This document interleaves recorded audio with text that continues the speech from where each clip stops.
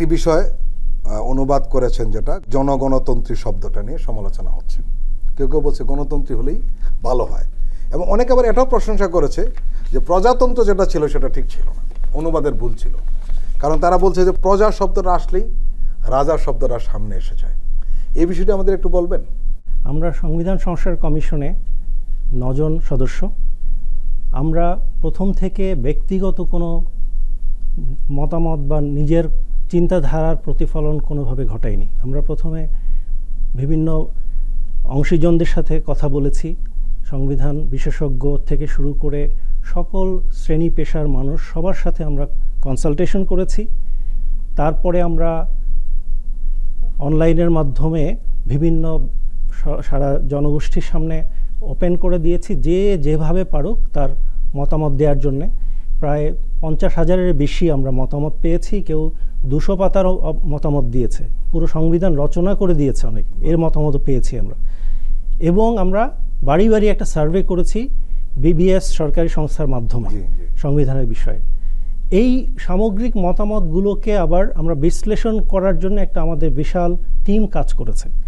আমরা তাদের মতামত পাওয়ার পরে রাজনৈতিক দল থেকে আমরা সরাসরি বসিনি তাদের সাথে, বাট লিখিত বক্তব্য তারা সাবমিট করেছে এবং প্রায় 33টি রাজনৈতিক দল তাদের লিখিত বক্তব্য দিয়েছে। 33টি রাজনৈতিক দল আলাদাভাবে লিখিত বক্তব্য দিয়েছে।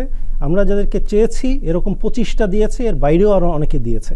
এবং সমস্ত মতামতগুলো বিশ্লেষণ করে তারপরে বর্তমান সংবিধানের সমস্যাগুলো আলোচনা করে আমরা আমাদের রিপোর্টটা তৈরি করেছি। এখানে কারো ব্যক্তিগত এজেন্ডা নিয়ে না, সামগ্রিকভাবে দেশের ভবিষ্যতের কথা চিন্তা করে সংবিধানটা রচনা করেছি।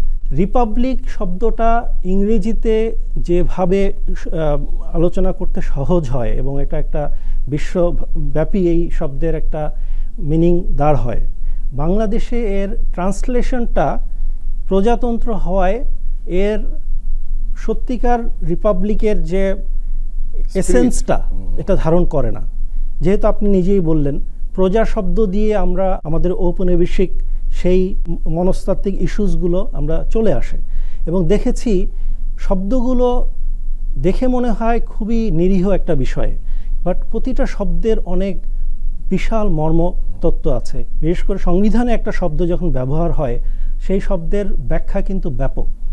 সেই জন্যে প্রজাতন্ত্র, সার্ভেন্ট, এরকম আরও কিছু শব্দ আমরা পেয়েছি যেগুলোর আলটিমেট ডাইমেনশনটা হচ্ছে অ্যাজ ইফ একটা শোষক সবার উপরে চাপিয়ে দিচ্ছে একটা সংবিধান। শোষক কিভাবে দেখবে সেইভাবে আসছে। এই আইডিয়াটা আমরা বাংলা ভার্সনে মনে করেছি যে শব্দগুলো পরিবর্তন করলে ভালো। একটা কথা বলে রাখি, আমরা সংবিধানের বিষয়ে একটা সুপারিশ দিয়েছি, আমরা কিন্তু সংবিধান রচনা করে দিইনি বা চূড়ান্ত করিনি। এটা নিয়ে আরও আলোচনা হবে। শব্দগুলো নিয়ে যদি আরও সুন্দর কোনো শব্দ দেয় সেটাও গ্রহণযোগ্য হবে। এই শব্দটা একটা আলোচনার সূত্রপাত করলো। মানে এটা নিয়ে বিতর্ক করার সুযোগ নেই, কারণ যেহেতু পরিবর্তনযোগ্য। বিতর্ক হওয়াটা ভালো, সমাজে এই যে সংবিধান নিয়ে এত সচেতনতা, এটা ভালো।